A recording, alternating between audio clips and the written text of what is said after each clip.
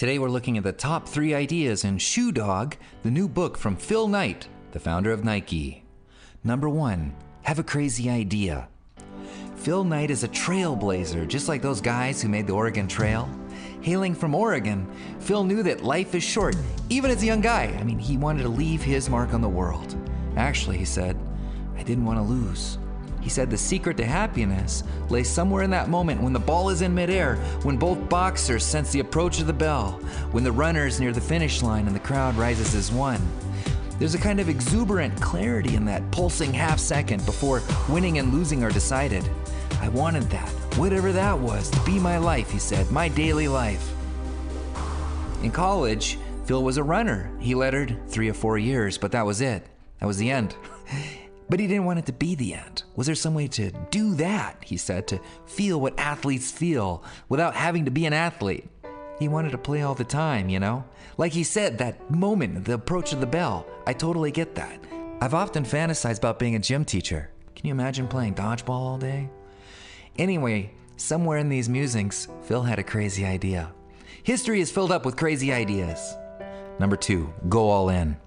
So while at Stanford, that's where he went to school, Phil spent weeks writing a research paper. It was on shoes. He noticed that the camera market, which was dominated by the Germans, had been overtaken by the Japanese. It's interesting, he thought. He theorized that the Japanese could do the same with the shoe market. Being a runner, Phil knew something about shoes. Now, he just had to run the idea past his dad. Hey, Dad, I have a crazy idea. Parents don't like that, do they? Phil's dad was a publisher for the Oregon Journal, so he was successful, but he still wanted respect. You know how parents want respect from other parents? Not that he wanted that. These are just theories, but he still had an open enough mind for Phil to go down that road and do some traveling because he never really got to do any traveling. So, sure, Phil, why not? Go ahead. And remember, at the time, this was the 60s, and it was not that long ago that the Japanese bombed Pearl Harbor.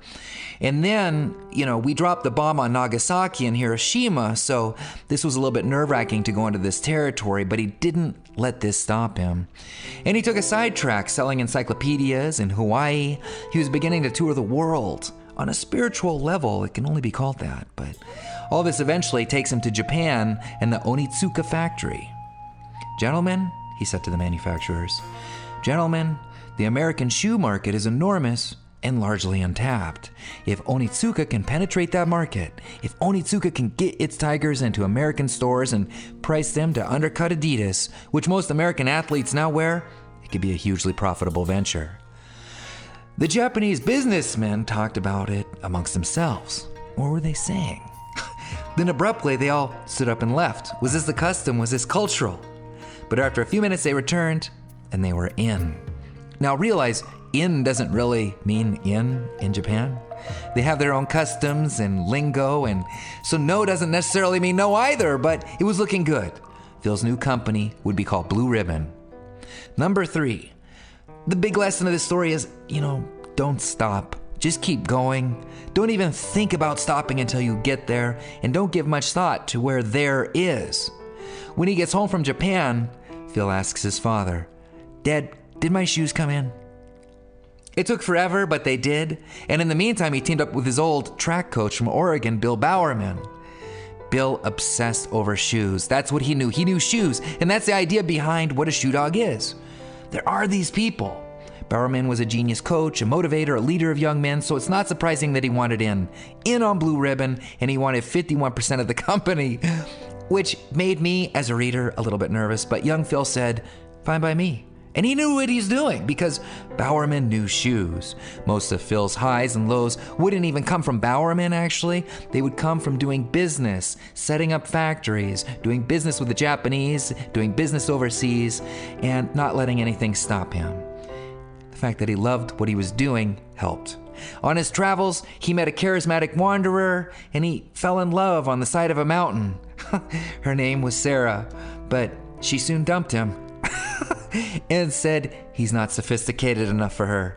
Her blood was just too rich. Has that ever happened to you? But that's okay, Phil found people who got him. You gotta find people who get you in life, like Jeff Johnson, a fellow runner from Stanford who was obsessed with shoes on another level. Runners, he believed, are God's chosen and done in the proper form. It's a mystical experience like meditation or prayer. And so Phil had one of his master salesmen, another person who believed in the product. It came natural to both of them, to this team that he was building, and it was easier than, what Jeff was going to be doing, which was something like, social worker. But to pay his bills, Phil had to teach, and it was in doing this at Portland State University where he met a student who wasn't as outwardly charismatic, as the one who dumped him, but she was striking, like Cleopatra or Julie Christie, and he could barely talk. He was so nervous. Her name was Penny. And she scored the highest in his class, and it didn't take much reasoning for him to ask her to work for his company. But it took a lot of reasoning, if not courage, if we want to call it that, for him to ask her out. "Oh," she said. "Well, okay. She never lifted her gaze from her shoes. And when he went to Japan to keep building his company, it was hard for him to say goodbye, even for a little while. Imagine that, he thought. The single easiest way to find out how you feel about someone. Say goodbye. Thank you so much for joining me today, and feel free to share this video with any of your friends. This book is so interesting. Don't forget to hit that subscribe and thumbs up button if you haven't already. Meanwhile, have a fantastic week. I'll see you next Friday. It was great, as always.